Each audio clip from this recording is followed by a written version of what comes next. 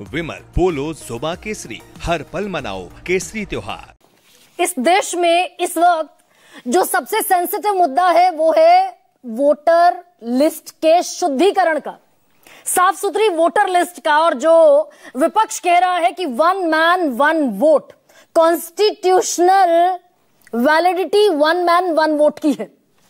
इसी के नाम पर चुनाव आयोग ने बाकायदा बिहार में एसआईआर यानी कि स्पेशल इंटेंसिव रिवीजन जैसी ह्यूज एक्सरसाइज, एक बड़ी प्रक्रिया शुरू की चुनाव से 4 महीने पहले। और दम ये ठोका गया, एब्सोल्युटली करेक्ट है जो कहा चुनाव आयोग ने। चुनाव आयोग ने कहा कि इस देश में सिर्फ वोटिंग राइट उस व्यक्ति को है जो इस देश का नागरिक है, और यह बिल्कुल वाजिब बात है।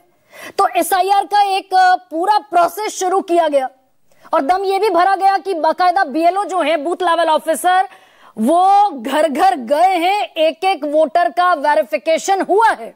और तब जाकर तकरीबन 8 करोड़ वोटर में से 7 करोड़ 24 लाख वोटर निकले हैं। 22 लाख मृत हो गए, 36 लाख परमानेंटली शिफ्ट हो गए और तकरीबन 7 लाख ऐसे हैं जो 2 जगह लिस्टेड थे। ये मैं कई बार आपको बता चुकी हूं।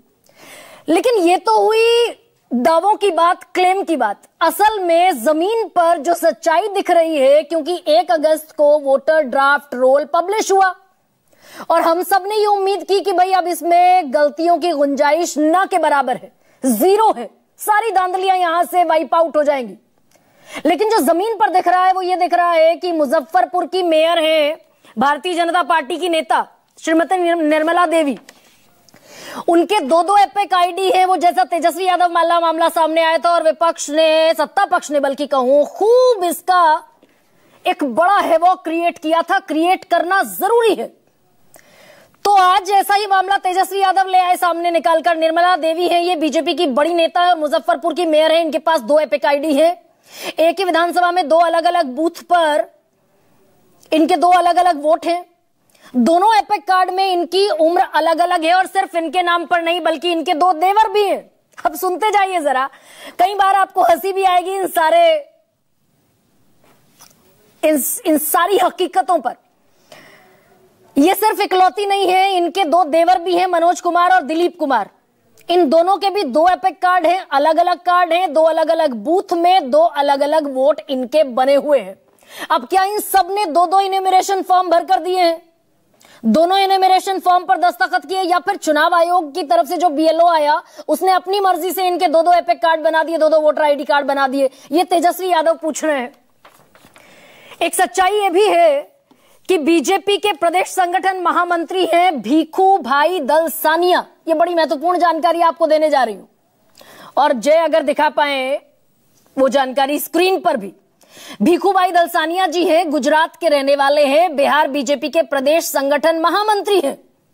बिहार प्रोजेक्ट पर इनको लगाया गया है। तेजस्वी यादव कह रहे हैं कि अमित शाह और प्रधानमंत्री नरेंद्र मोदी दोनों के विश्वास पात्र हैं, लेकिन इन्होंने 2024 में तो वोट दिया गांधीनगर लोकसभा क्षेत्र में, जहां से अमित शाह लड़ते हैं।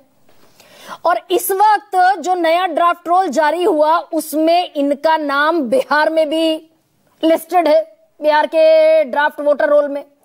और अगर लिस्टेड है नाम तो बाकायदा कोई मकान नंबर होना चाहिए, कोई पता होना चाहिए। लेकिन वोटर लिस्ट में ना तो इनका पता है यहां बिहार में कोई, न मकान संख्या है, और ऊपर से उल्टा एक और काम हो रहा है कि सारी लिस्ट तो हिंदी में जारी की गई है, सबके नाम, सारे वोटर्स के नाम हिंदी में है। इकलौते ये भीखू भाई दलसानिया हैं जिनका नाम, पता, सारी चीजें गुजराती में लिखी गई हैं। और ये वोटर ड्राफ्ट रोल 1 अगस्त को जारी हुआ। और वो मैंने आपको परसों खबर बताई थी रविवार के दिन कि मुजफ्फरपुर में एक ही गांव में बन गए 269 वोट, और जमुई में एक ही मकान में बन गए 247 वोट। मुजफ्फरपुर में बुजुर्ग महिला कहती, देखिए यहां मैं सिर्फ इकलौती नागरिक हूं, मैं अकेली रहती हूं, यहां कोई और रहता ही नहीं है। और कल बड़ा कमाल का यह गजब यह भी हुआ कि सुप्रीम कोर्ट में योगेंद्र यादव पॉलिटिकल एनालिस्ट लेकर पहुंच गए बिहार के 2 लोगों को, एक महिला एक पुरुष, जो वोटर रोल में मृत है, लेकिन जिंदा लेकर पहुंच गए उनको सुप्रीम कोर्ट में। सुप्रीम कोर्ट ने कहा कि हम आपसे सहमत असहमत दोनों हो सकते हैं, लेकिन विश्लेषण आपका काबिले तारीफ है, कमाल का काम किया आपने। योगेंद्र यादव कह रहे हैं कि ऐसा 1-2 केस नहीं है, 22 लाख लोग हैं जिन्हें वोटर लिस्ट में मरा हुआ घोषित कर दिया चुनाव आयोग ने। और ऊपर से तुर्रा यह है, बड़ी हकीकत बयान आपके सामने मैं कर रही हूं, मेरे सारे दर्शकों के सामने। सबसे बड़ा सवाल जो देखते हैं और जो भरोसा करते हैं हमारे फैक्ट्स पर, चुनाव आयोग ने कहा कि हम बाध्य नहीं है, ना तो हम मरे हुए लोगों की जो जिनका निधन हो गया उनकी लिस्ट बनाने के लिए, ना उसे आपसे यानी सुप्रीम कोर्ट से साझा करने के लिए, और ना ही किसी इन्वेस्टिगेशन के लिए कि हमने कौन सी जांच के आधार पर कह दिया कि इतने लोग मृत हैं। हमने कोई जांच नहीं की, यह जांच का विषय है ही नहीं। दूसरा एक और जो सच है वो ये है कि चुनाव आयोग ने डिजिटल वोटर रोल पब्लिश किया था 1 अगस्त को, बिहार का SIR के बाद का, उसे विड्रॉ कर लिया डिजिटल वोटर रोल को, और वहां पर स्कैन्ड कॉपी चस्पा कर दी गई ताकि उसे मशीन से पढ़ा ना जा सके। अगर सब कुछ पाक साफ है तो चुनाव आयोग को ऐसी चीजें करने की जरूरत क्या है।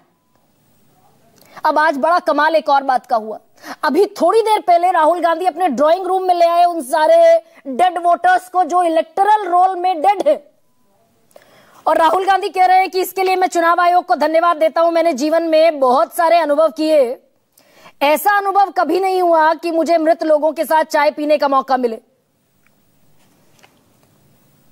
ये टेबल पर वो सारे लोग राहुल गांधी के साथ बैठे हुए हैं। जीवन में बहुत दिलचस्प अनुभव हुए हैं, लेकिन कभी मृत लोगों के साथ चाय पीने का मौका नहीं मिला। इस अनोखे अनुभव के लिए धन्यवाद चुनाव आयोग। अब मैं सुनाती हूं आपको राहुल गांधी क्या कह रहे हैं। सुना है आप जिंदा ही नहीं हो, जिंदे में मृत लोग घोषित कर दिया है। तो पता कैसे लगा आपको? वोटर लिस्ट चेक किया गया सर, पता चला कि नाम ही नहीं है उसमें। और फिर आपने चेक किया, नाम क्यों नहीं है? पता लगा कि भैया मर गए, मार दिया, इलेक्शन कमीशन ने मार दिया। जी। आपको क्या लगता है, आप जैसे कितने लोग हैं? सर एक पंचायत में मिनिमम सर 50 लोग हो गए। आप कितने, मतलब आप कितने पोलिंग बूथ से हो? अभी सर मेरे 3-4 बूथ का है। ये 3-4 बूथ का है, कुछ राघोपुर। और इन 3-4 बूथ में और लोग हैं? जी और लोग हैं जो यहाँ तक अभी पहुँच नहीं पाए। आपको क्या लगता है ये गलती से हुआ? सर ये हम राघोपुर से हम लोग आते हैं, इसलिए तेजस्वी जी को हराने के लिए जानबूझ के किया गया। अब एक तरफ राहुल गांधी इतने बड़े बड़े दावे कर रहे हैं, वो आपके सामने दोहराना दरअसल जरूरी है क्योंकि मेरे देश की डेमोक्रेसी का सवाल है, साफ सुथरी वोटर लिस्ट का सवाल है। एक तरफ राहुल गांधी बहुत बड़े दावे ये करते हैं कि अगर हमें इलेक्ट्रॉनिक डेटा रोल मिल जाए तो साबित कर देंगे प्रधानमंत्री चोरी से प्रधानमंत्री बने हुए हैं। जैसी गड़बड़ी बेंगलुरु सेंट्रल सीट पर हुई कर्नाटका में 1,250 वोटों की, ऐसी ही 100 विधानसभाओं में और 100 सीटों पर और चोरियां हुई हैं। ये राहुल गांधी धड़ल्ले से बोल रहे हैं इलेक्ट्रॉनिक वोटर रोल दीजिए। लेकिन एक और सच बताती हूं आपको, राहुल गांधी की ही पार्टी की सरकार है कर्नाटका में, वहां के सहकारिता मंत्री है केएन राजन्ना। उन्होंने बाकायदा मुंह खोला इस बात पर कि जब ये वोटर रोल मिला था लोकसभा चुनाव से पहले, तब आवाज क्यों नहीं उठाई गई? तब बोलना चाहिए था, आपत्ति दर्ज करानी चाहिए थी, तो तब क्यों चुप रहे? और हुआ यह कि जैसे ही केएन राजन्ना ने आवाज उठाई, उनकी बर्खास्तगी का नोटिस कांग्रेस पार्टी ने जारी कर दिया। डेमोक्रेसी की बात करने वाली पार्टी ने, कांग्रेस ने, उनको बर्खास्तगी का नोटिस जारी कर दिया गया कि भाई बोले क्यों। अब लेकिन मेरे सारे दर्शक धड़कने थाम लीजिए, क्योंकि आज जो आपके सामने मैं बताने जा रही हूं वो बीजेपी के बड़े नेता, 4 बार के सांसद रह चुके अनुराग ठाकुर, उन्होंने एब्सोल्यूट इसी तर्ज पर एक और फर्जीवाड़े का, घोटाले का पर्दाफाश किया है। और सारे विपक्षियों के चेहरे हैं इस पर, मैं शायद आपको दिखा पाऊं, जय दिखाएंगे स्क्रीन पर। इसमें एमके स्टालिन है, इसमें अभिषेक बनर्जी, राहुल गांधी, प्रियंका गांधी, अभिषेक बनर्जी के अलावा अखिलेश यादव और प्रियंका गांधी के साथ साथ इसमें डिंपल यादव भी हैं। लिखा है घुसपैठिए वोट बैंक से वोट चोरी, यानी ये सारे लोग इस्तीफा दें, एमके स्टालिन इस्तीफा दें, अभिषेक बनर्जी, राहुल गांधी, प्रियंका गांधी, अखिलेश यादव और डिंपल यादव, ये सब इस्तीफा दें, क्योंकि ये सब घुसपैठियों के वोट बैंक से पॉलिटिकल सर्वाइवल खोज रहे हैं। नेशनल सिक्योरिटी के साथ, राष्ट्र की सुरक्षा के साथ गंभीर कॉम्प्रोमाइज करते हैं ये लोग। और कैसे बोला अनुराग ठाकुर ने, जैसे मैंने कहा कि वो राहुल गांधी ने जो 1 घंटा 11 मिनट की प्रेस कॉन्फ्रेंस की थी कांग्रेस हेडक्वार्टर पर, ऐसी ही प्रेस कॉन्फ्रेंस आज अनुराग ठाकुर ने की और कहा कि रायबरेली में 2,89,000 वोट फर्जी हैं। रायबरेली कॉन्स्टिट्यूएंसी में, जहां से राहुल गांधी लड़े थे। अब सुनते जाइए कि कितना कमाल का सिस्टम है इस देश का। अनुराग ठाकुर कह रहे रायबरेली में 2,89,000 फर्जी वोट है और सारी लिस्ट निकाल लाए। 19,512 डुप्लीकेट वोट हैं, 71,977 फेक एड्रेस वाले वोटर हैं, 15,853 मिक्स्ड हाउस होल्ड वाले वोटर हैं और 92,747 वोटर ऐसे हैं जिनका मास एडिशन हुआ।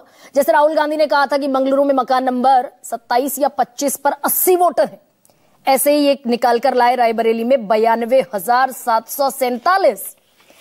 वायनाड में 93,499 डाउटफुल वोटर्स हैं।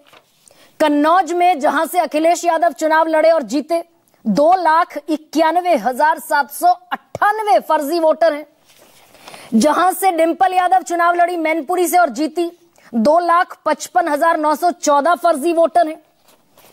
कोलाथूर, जहां से एमके स्टालिन चुनाव लड़ते हैं, 19,476 डाउटफुल वोटर्स हैं। सबका लिस्ट दे रहे हैं अनुराग ठाकुर। और डायमंड हार्बर, जहां से ममता बनर्जी के बेटे अभिषेक बनर्जी चुनाव लड़ते हैं, वहां पर हैं 2,59,789 फर्जी वोटर। सुनिए अनुराग ठाकुर क्या कह रहे हैं। एक तरह से जनता को भ्रमित करने का काम करो, लोकतंत्र को नीचा दिखाने का काम करो। मेरा राहुल गांधी से सीधा सवाल है, किस बात का डर है राहुल जी? शपथ पत्र नहीं देते, सबूत नहीं देते, झूठे आरोप लगाकर भाग जाते हो और यही आपका तरीका हो गया है। तेजस्वी यादव को भी सुनाना था, उनको भी सुना दीजिए। आज के लोग बिहार के वोटर बन रहे हैं। जो भाजपा के प्रभारी हैं भीखू भाई, वो पटना के वोटर बन गए हैं। अब पहले अनुराग ठाकुर पर अगर मैं टिप्पणी करूं तो अगर 2,89,000 फर्जी वोटर हैं रायबरेली में, तो यानी कि गड़बड़ियां हैं, धांधली है, और ये जिम्मेदारी किसकी है? बाप भी कहेंगे, भाई एक सामान्य समझ वाला आदमी कहेगा चुनाव आयोग की जिम्मेदारी है। कैसे बन गए रायबरेली में 2,89,000 फर्जी वोटर? यानी विपक्ष की कलई खोलने के चक्कर में क्या बीजेपी चुनाव आयोग की ही कलई खोलती हुई दिखाई दे रही है? और अगर ये फर्जी वोटर है सारी कॉन्स्टिट्यूएंसीज में, डिंपल की, प्रियंका की, राहुल की, अखिलेश यादव की, एमके स्टालिन की, अभिषेक बनर्जी की, तो बीजेपी आए सड़कों पर चुनाव आयोग के खिलाफ, जैसे विपक्ष खड़ा हुआ है। बिहार में भी शुरू होने वाला है 17 तारीख से। अब ऐसे में आज का सबसे बड़ा सवाल आपके सामने रखते हैं।